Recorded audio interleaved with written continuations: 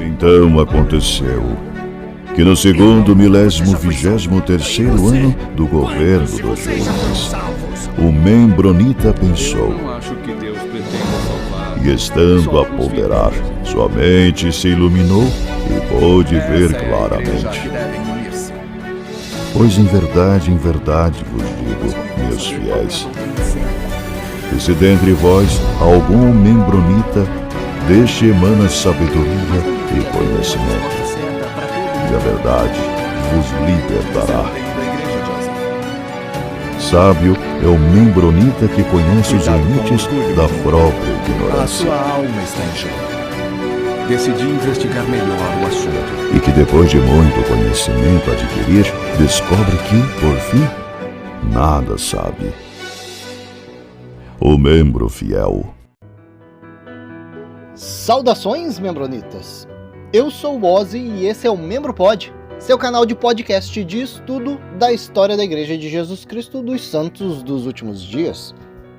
Já foi falado aqui sobre a poligamia, mas a gente vai falar mais um pouquinho. Eu não quis colocar tudo junto, porque é muita coisa, fica maçante, então já fui distribuindo com o passar do tempo. Mas, se a gente voltar ali no episódio 66, fala sobre o envolvimento de Joseph com a Fanny Alger.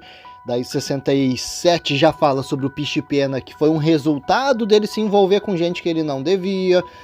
Aí o 68, 69 e 70 fala sobre a poligamia na época de Joseph. Aquela historinha do anjo com a espada flamejante. Depois a gente falou sobre o envolvimento dele com menina de 14 anos de idade. E o 70 a gente falou sobre as 34 esposas de Joseph e alguns detalhes sobre esses casamentos. Entre o episódio 82 e 83 eu lancei também aqueles vídeos antigos que eu tinha feito anos atrás, que fala sobre a poligamia. Para quem tá vendo no YouTube, tem os detalhes visuais também. Mas eu já sabia que tinha muito mais coisa para ser tratado, então eu fui dividindo esses episódios. Por exemplo, eu sabia que tem bastante coisa da época de Brigham Young, outros casos de poligamia também que a gente tem que citar aqui de outros membros da igreja. A gente também tem que falar sobre as circunstâncias que a poligamia acabou. Mas hoje a gente vai falar sobre a poligamia como mandamento, quando ela foi estabelecida. Por quê? Quais foram os argumentos levantados? Como aconteceu o estabelecimento dessa prática dentro da igreja? A gente sabe que por um bom tempo a igreja negou que Joseph teve várias esposas. Depois foi assumido que ele tinha recebido essa revelação, mas era lá por 1840 e pouco. Aí depois que as evidências ficaram bem claras de que ele já vivia essa poligamia muito antes, então que a igreja começou a assumir que sim, essa revelação era bem anterior. Hoje, a igreja tenta fugir dessa conversa. Por exemplo, não gostam de falar sobre poligamia nem racismo, porque são dois assuntos difíceis de serem explicados. Mas em 17 de julho de 1831, então lembrando quando a igreja foi estabelecida, abril de 1830, né? Então um ano depois, quando os santos estavam reunidos no Missouri, lá no condado de Jackson, Joseph Smith passou essa revelação que foi registrada por William W. Phelps.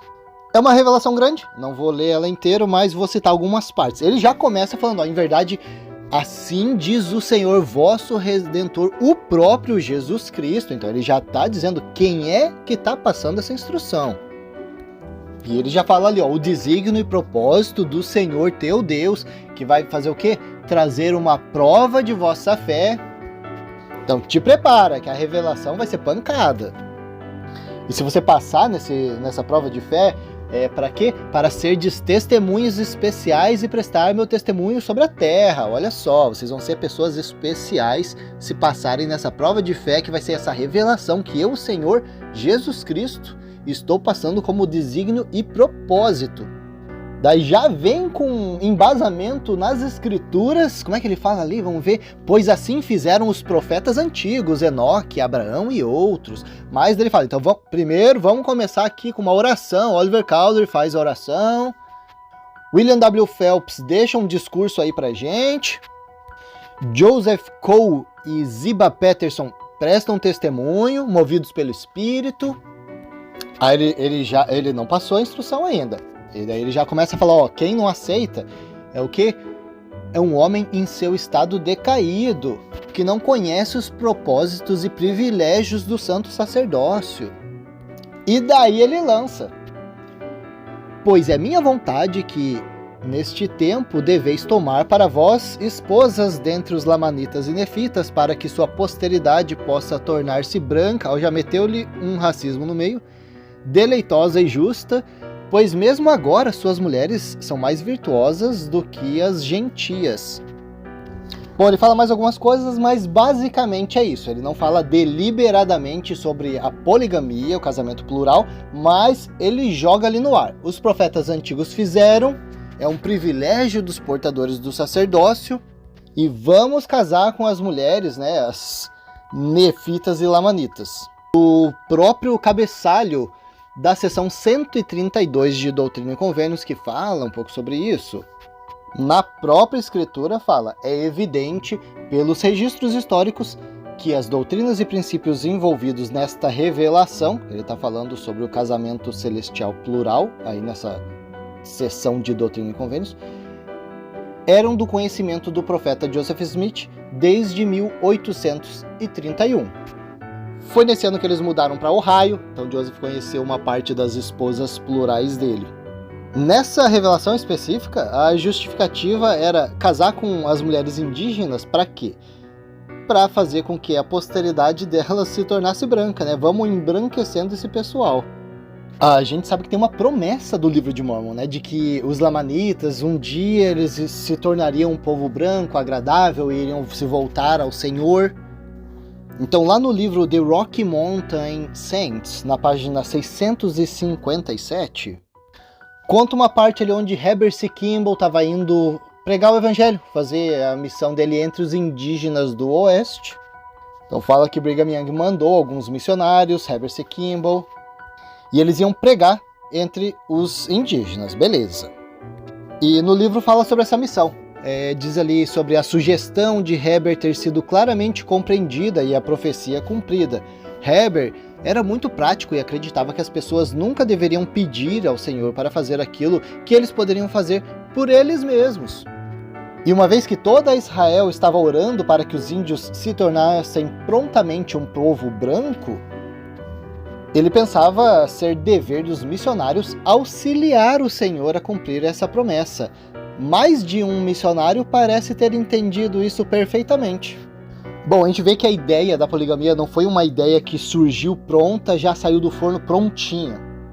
Foi um desenvolvimento de ideias, que com o passar do tempo foi tomando forma e proporção.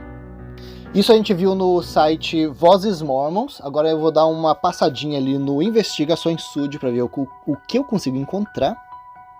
A investigadora já começa com um questionamento ali, porque como que Joseph conseguiu convencer os membros da igreja a aderir a essa ideia da poligamia? Uma ideia meio absurda. Primeiro que eu acho que para muitos homens talvez não tivesse muita dificuldade em aceitar essa doutrina. Mas as mulheres, com certeza a maioria delas não gostou dessa ideia. Bom, é simples entender. Na igreja, nós somos ensinados a seguir o profeta e as instruções dele, porque elas são vindas de Deus. Então, geralmente a gente não vai ter um questionamento sobre o que é falado, o que é instruído. E também, quando isso não basta, vem um pouco de coerção ou pressão psicológica. Por exemplo, quando a gente já viu nos episódios que a gente falou sobre a poligamia de Joseph, que ele chegava e falava, olha, se você não aceitar, sua família vai ser destruída, vai para o inferno, mas se você aceitar, vai ser salva, vai ser abençoado. Então, tá nas suas mãos, vai aceitar ou não? Então, coerção, muitas vezes mentira, que a gente vai ver isso também na poligamia sobre Brigham Young, sobre outros membros da igreja. Mente mesmo, na caruda. Aí tinha um anjo com a espada flamejante. Outra situação que ajudou as mulheres a se submeterem mais facilmente à lei da poligamia foi aquela ideia batida ao longo dos séculos de que o homem é o cabeça, né? A mulher deve obediência. Por exemplo, teve um discurso de Brigham Young, esse discurso foi citado no diário de John D. Lee. Então tem um livro, que é o compilado dos diários desse John D. Lee, e na página 81, ele está citando um discurso de Brigham Young, e ele cita alguns trechos do discurso de Brigham Young. Ele fala que Brigham Young falou assim: o homem é a cabeça e o Deus da mulher, portanto, deixem-no agir como um Deus de princípios virtuosos. Na página 114 aí do mesmo livro, ele continua: acabei de receber uma carta de Nancy, que afirma que ela não tinha se esquecido que no momento de paixão, eu era o homem a quem ela olharia para a salvação espiritual ou atemporal. Eu li essa carta para o presidente Young, e o conselho dele para mim foi de responder que, uma vez que ela reivindicou a salvação pelas minhas mãos, que ela deve vir até mim e colocar-se sob a minha orientação, controle, proteção e respeito ao meu sacerdócio e à minha posição como um salvador. Essa crença também é retratada ali no livro Isn't One Wife Enough? Na página 280. Young relata assim: a poligamia é baseada na suposição de que o homem é superior a uma mulher. A tradição mórmon ensina a mulher a honrar e obedecer seu marido e olhar para ele como o seu senhor e mestre. Conforme a filha da segunda esposa de Isaac Lambert queixou-se, mãe, é esperado que você passe a vida cuidando de um homem e ele é seu Deus.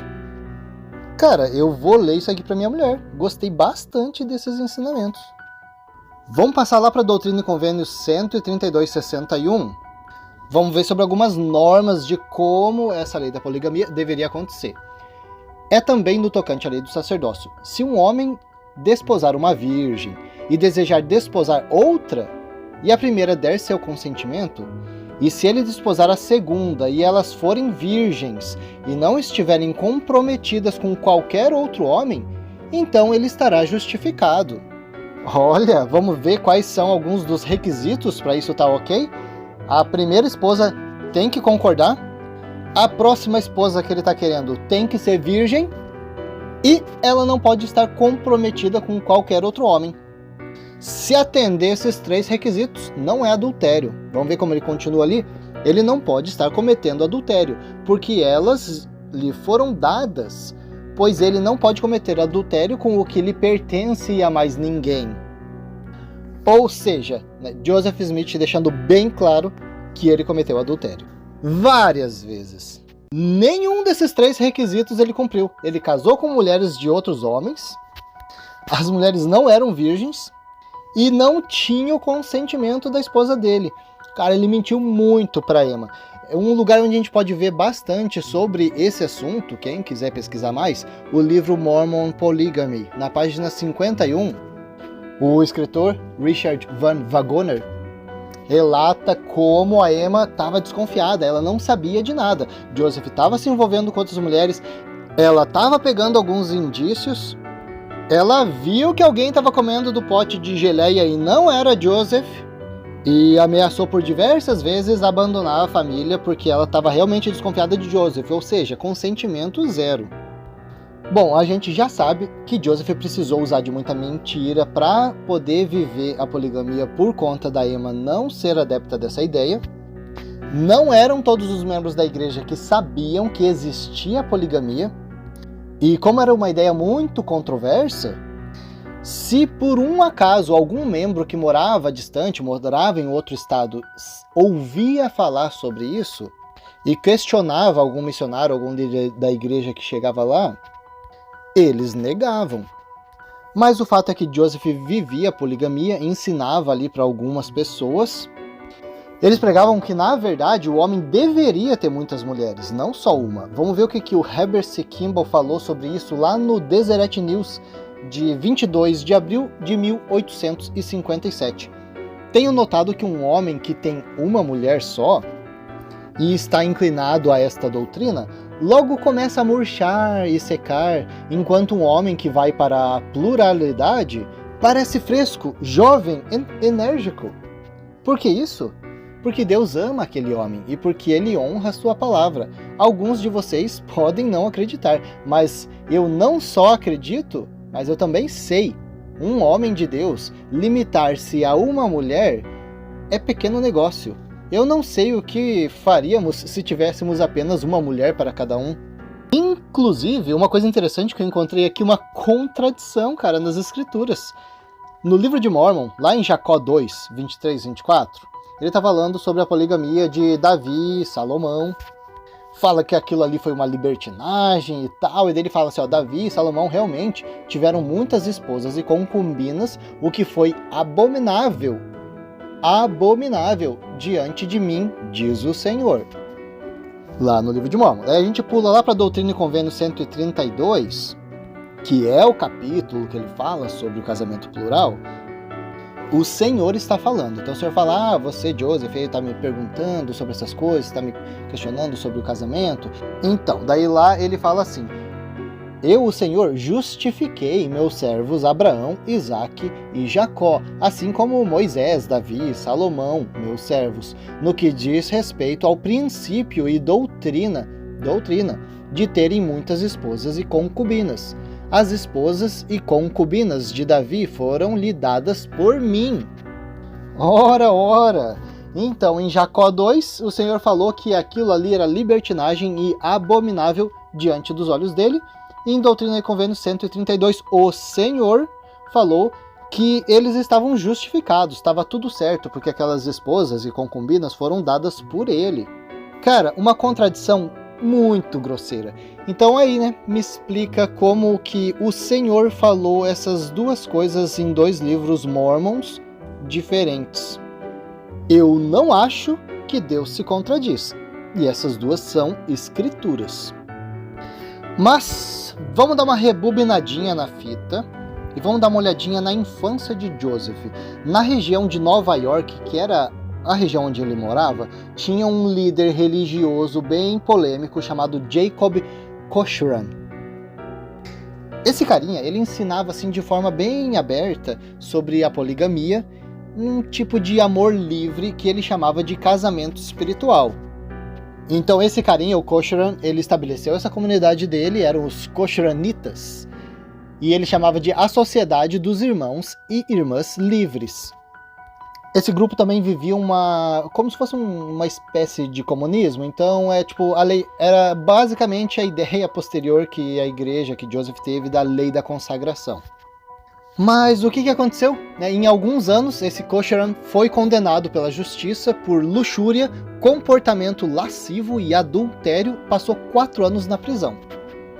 Esse carinha, ele tinha milhares de seguidores na religião dele, mas acabou que depois dessa prisão dele, só alguns poucos se mantiveram fiéis. Então ele juntou esse pessoal que sobrou e fez uma colôniazinha ali do grupo dele. O local onde ele criou essa colônia hoje se chama Grove Township, ali em Nova York ainda. E tinha algumas pessoas que futuramente iam se tornar membros da Igreja Sud, então que moravam ali nas redondezas desse grupo. Warren Cowdery, Mark Williams e Lyman White. Essas informações a gente encontra lá no Oliver Cowdery Pages. Outras informações interessantes é que os primeiros ramos mormons lá em Nova York, eles foram estabelecidos bem próximo dessa colônia cochranita, e também muitos desses membros dessa comunidade foram convertidos ao mormonismo. Você pode checar essas informações também no Messenger and Advocate, de 2 de outubro de 1835, ou no History of the Church, volume 2, página 252. Assim como o estudo que a gente fez sobre o livro de Mórmon, mostrando que como muitas coisas da infância, dos arredores de Joseph, podem ter sido usados na criação do livro de Mórmon, e obviamente considerando que o livro de Mórmon foi inventado e toda a religião de Joseph Smith, ele precisa de um contexto para inventar essas coisas. Então, nesse estudo que a gente viu do livro de Mórmon, quantos livros, quantas informações que estavam na vizinhança, na literatura, foram absorvidas por ele. Ou ideias mesmo de mágica, da maçonaria, E agora a gente vendo talvez uma possibilidade desse Jacob Cochran ter influenciado nessa ideia do casamento plural. Uma coisa interessante é que nas últimas décadas os membros da igreja não tinham ideia de que Joseph praticava a poligamia.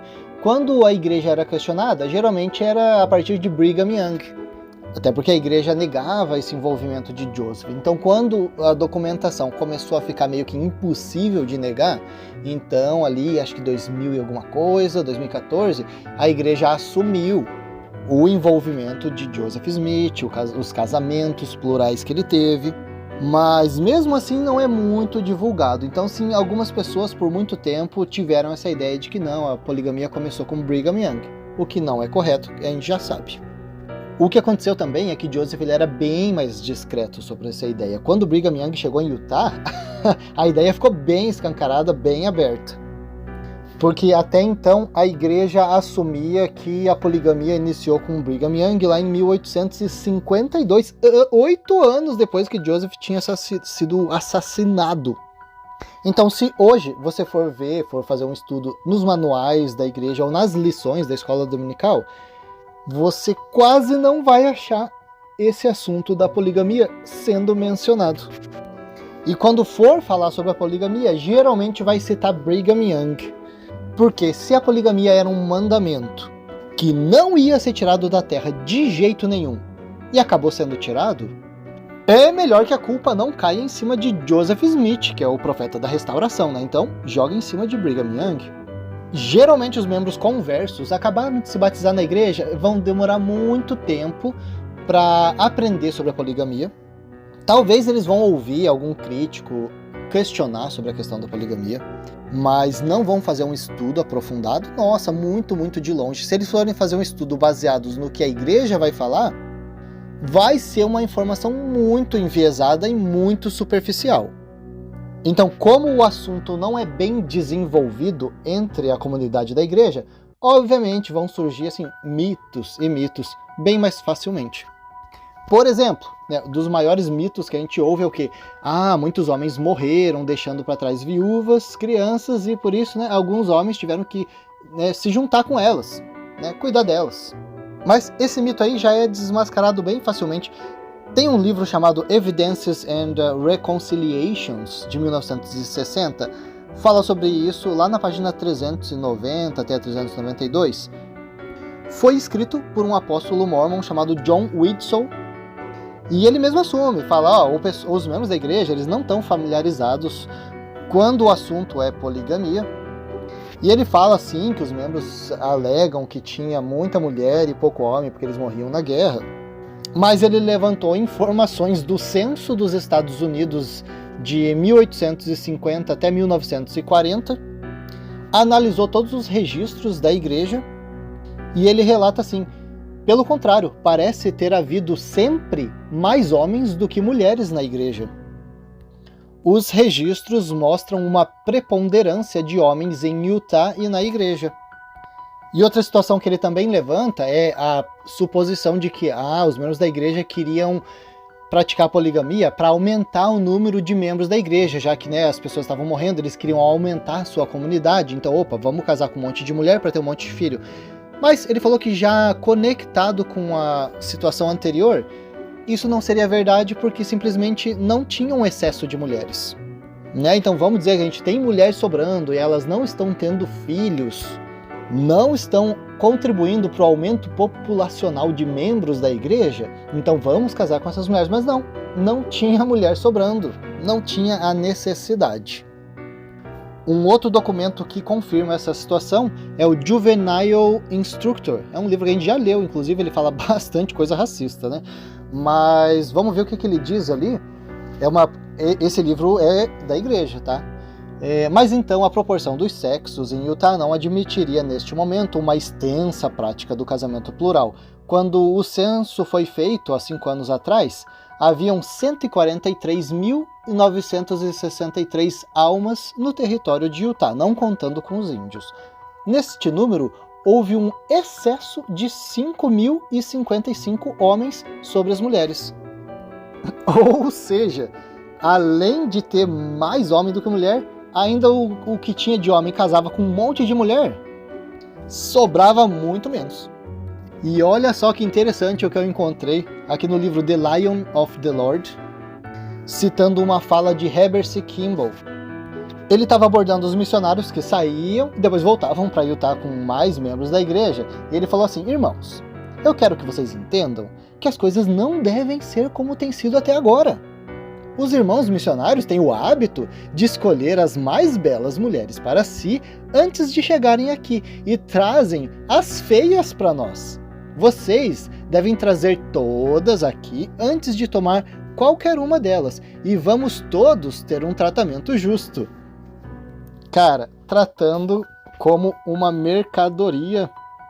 E isso foi citado também no Journal of Discourses, volume 6, página 256. De quando que é essa fala, esse discurso de Heber C. Kimball? De 28 de agosto de 1852. Aqui ele já fala mais bonito, né? Tá falando um discurso. Digo para aqueles que são eleitos para irem em missão: não vão ao mundo para nada além de pregar o evangelho, edificar o reino de Deus e reunir as ovelhas para o redil. Vocês são enviados como pastores para reunir as ovelhas. E lembrem-se de que não são suas ovelhas, elas pertencem a Ele, com E maiúsculo, que as envia. Então, não escolham nenhuma dessas ovelhas, não façam seleções antes delas serem trazidas para casa e colocadas todas juntas. Que vocês entendam isso. Amém. Cara, do que ele está falando? Ele está falando de ovelha? Outro argumento levantado para a poligamia é de sustentar, né? Vamos sustentar essas mulheres. O que pode representar um pouco a realidade, porque na verdade os homens mais ricos geralmente eram os que se tornavam mais polígamos, mas não era como se fosse a motivação, né? Nesse livro, o Waggoner, ele até fala ali: como o número de esposas permitidas nunca foi definido, alguns homens casavam-se além de suas capacidades. E até num outro livro do Todd Compton, que a gente já falou sobre esse cara, o livro In Sacred Loneliness, até me embananei a outra vez também para falar loneliness, ele fala assim: aqui vemos uma outra característica da poligamia. Os homens muitas vezes casavam, estavam dispostos a adicionarem esposas plurais em suas famílias, mas depois que o casamento se realizava, descobriam que eles eram incapazes de sustentar essas múltiplas famílias de forma adequada. E então as esposas deveriam confiar em seus irmãos e filhos adolescentes. Um dos caras mais persistentes dentro da poligamia era o Orson Pratt, defendia a poligamia. Ele casou com várias mulheres e assim, elas eram basicamente abandonadas. Ele estava sempre em missão, então a assistência financeira que ele dava para ela era miserável.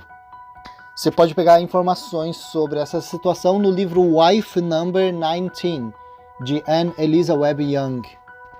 E ainda uma outra argumentação que os membros levantam, um outro mito sobre a poligamia, é de que esses casamentos eles não eram consumados. Os irmãos não precisavam ter um relacionamento físico com elas, era só mesmo para se selar. Mas a gente já viu em episódios anteriores aí sobre Joseph, por exemplo, aquela menina que ele casou, que ela achou, não, a gente só vai casar. E ela mesma escreveu, ela falou: olha, o que foi prometido para mim é que a gente ia só casar. Se eu soubesse o que ia acontecer depois, eu não teria casado. Bom, sabemos que a poligamia nunca foi muito bem vista pelos cristãos, né, como uma prática aceitável. Então, geralmente, o que o pessoal faz é fechar um pouco os olhos para o que aconteceu, né? Você não vai ver, por exemplo, pastores ou professores da Bíblia em outras religiões pregando sobre a poligamia como se fosse uma opção. Se adentrarmos lá na Bíblia e tentar procurar alguma coisa sobre poligamia, o que a gente vai ver? Já no início a gente vai ver a história de Adão. Deus criou uma mulher para ele, e mesmo com a justificativa de que o mundo precisava ser bem povoado, não são citadas outras Evas ou outras esposas para Adão. O que a gente vê em Gênesis 2:24 é: portanto deixará o homem o seu pai e sua mãe e apegar-se-á à sua mulher, e serão ambos uma carne. Sobre Abraão, o que é ensinado na Bíblia é que ele, na verdade, desobedeceu a Deus. Deus tinha feito uma promessa de que a mulher dele ia engravidar, e mesmo assim ele resolveu se envolver com outras mulheres. Mas, historicamente, é explicado que talvez isso fizesse parte da cultura pagã do local, já que na Mesopotâmia, quando uma mulher se provava ser infértil, o marido poderia pegar a serva para poder produzir filhos para sua casa. Então, quando Abraão aceitou esse relacionamento polígamo, assim, para fins de procriação, ele estava aderindo a um costume local, né? Estava desobedecendo a Deus, mas era basicamente um costume local, não era nada referente a uma doutrina religiosa. Sobre Moisés, que alguns membros da igreja imaginam que talvez ele era polígamo, é porque ele tinha a esposa dele, a Zípora, né? E depois tem uma outra escritura lá em Números 12, que cita ele se envolvendo com uma mulher etíope. Mas o que se acredita num contexto geral é de que a Zípora já tinha morrido. O Velho Testamento é bem difícil de determinar alguma coisa. Davi teve um monte de esposa, né? Mas se a gente vê lá em 2 Samuel 12, na escritura fala ali que o Senhor está dizendo: eu te dei a casa de teu Senhor e as suas mulheres e as mulheres do seu Senhor. Por que é que você foi pegar a mulher de Urias? Então a gente sabe que Davi recebeu tudo o que era de Saul. Basicamente isso era um costume geral ali no Oriente, de que o sucessor do rei levasse tudo que o rei possuísse. Mas no final das contas a escritura está dando uma mijada nele. Você recebeu tudo, você tem tudo na tua vida. Tu vai ainda correr atrás da mulher do cara? Então o ponto que está sendo levantado aqui no Investigações Sud é de que essa declaração de que Davi recebeu as mulheres de Saul não era para promover a poligamia, mas sim uma expressão de Deus, né, se comunicando ali e falando: poxa, né? Sério mesmo? Daí entra Salomão, que tinha um monte de mulher, um monte de concubina, mas também, claramente, ele estava violando a ordem de Deus. Lá em Deuteronômio 17:17, tampouco deve multiplicar para si esposas, para que seu coração não se desvie. Então, por conta desse envolvimento aí de profetas antigos do Velho Testamento terem mais de uma mulher, o argumento Sud é de que a Bíblia não condena a poligamia e que, de fato, ela indica claramente que os homens mesmo, né, os profetas, a praticaram. Então, né, parte do pressuposto que Deus claramente comandou que os homens a praticassem. E olha só que interessante, eu encontrei aqui. Então, a igreja é bem confusa e contraditória, né? Em 1835, eles tinham uma seção em Doutrina e Convênios que denunciava a prática da poligamia, né? Então, vamos ver o que dizia ali. Inclusive, está no History of the Church, volume 2, página 247. Na medida que esta Igreja de Jesus Cristo tem sido censurada pelo crime de prostituição e poligamia, nós declaramos que acreditamos que um homem deve ter uma esposa e uma mulher apenas um marido, exceto no caso de morte, quando qualquer um está em liberdade para se casar novamente. Então, estamos sendo acusados de poligamia? Queremos deixar bem claro que aqui nessa igreja só casa com uma pessoa. Se morreu, você pode casar com outra pessoa. Então estava lá registrado no History of the Church, em Doutrina e Convênios. Estou até aqui com a imagem da página de Doutrina e Convênios, quando cita isso. E de repente, sumiu de Doutrina e Convênios. A partir de 1876, eles apagaram essa seção aí, seção 101. Era Doutrina e Convênios 101.4. Quando nessa data, né, de 1876, pela primeira vez, Doutrina e Convênios incluiu aquela seção 132, que justificava o casamento plural. Obviamente ia ser contraditório manter as duas seções em Doutrina e Convênios, então quando entrou a seção 132, eles apagaram a primeira. E inclusive, como a gente já falou, no próprio cabeçalho da Doutrina e Convênios 132, eles afirmam, já desde 1831 esse princípio já é conhecido. Umas coisas bizarras também que aconteciam na história da igreja, por exemplo, Millennial Star 19, na página 473, está falando o quê? No passado, o Senhor sempre condenou que um homem case com, por exemplo, mãe e filha, ou duas irmãs, ou essas coisas. Então eles estavam publicando essa instrução. Cara, por que eles estavam publicando isso? Era evidente que um monte de membros da igreja, incluindo Joseph Smith praticava isso. No livro Early Mormon Leader, de T. Edgar Lyon, ele também fala sobre Orson Pratt. Pratt tinha se casado com 2 irmãs. Outros tinham feito a mesma coisa, mesmo com mulheres já casadas e com mães e filhas. Enfim, cara, uma hipocrisia. Enfim, a hipocrisia, né? Até porque no Velho Testamento a gente tem Levítico 20:14, que fala o quê? Quando o homem se casa com uma esposa e sua mãe, deve ser condenado à morte. E no livro No Man Knows My History, na página 336, fala assim, o profeta, Joseph Smith, né, casou-se com 5 pares de irmãs. Aí cita ali o nome das irmãs, e ainda fala, a Patty e Sylvia Sessions eram mãe e filha. No livro Tell It All, de 1874, na página 468, uma ex-esposa de um polígamo devia estar botando a boca no trombone, né? Fanny Stenhouse. Ela escreveu assim, seria completamente impossível, com todo respeito, relacionar todos os resultados horríveis desse sistema vergonhoso. Os casamentos foram contratados entre parentes mais próximos.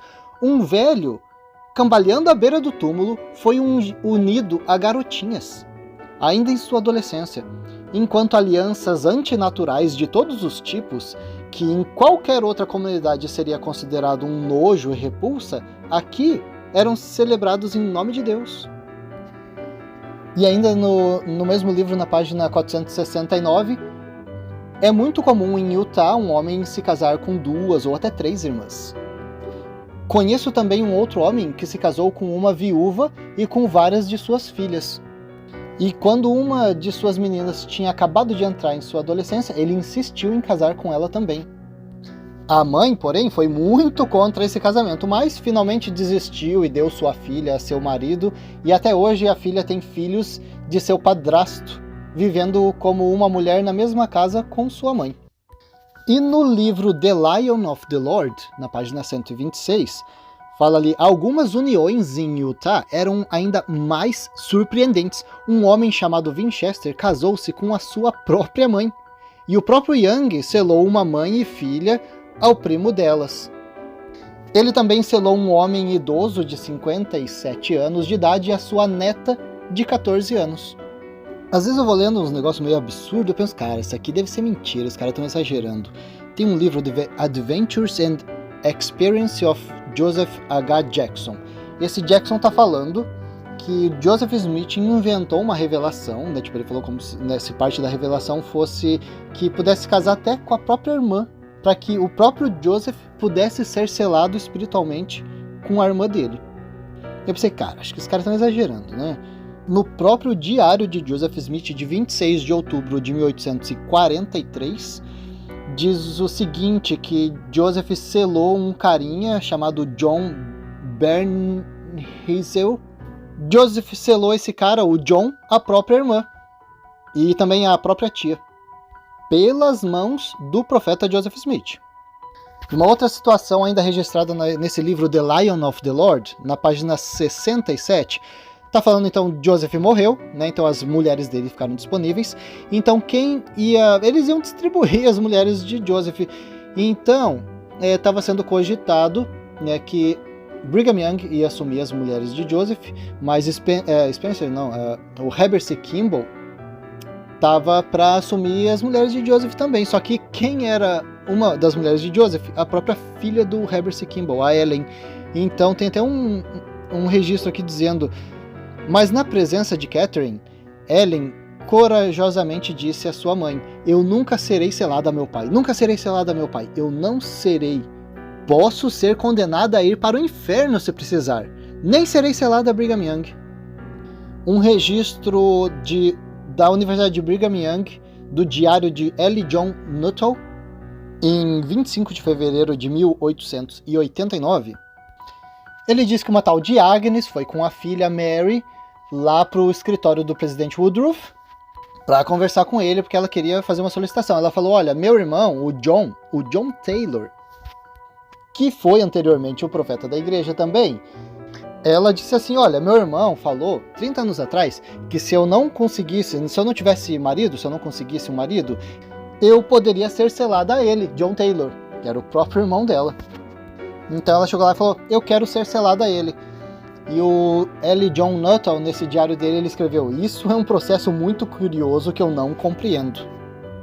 Bom, esse assunto de poligamia rende muita coisa, e tem muita coisa que nós, como membros da igreja, não fazemos nem ideia de que aconteceu.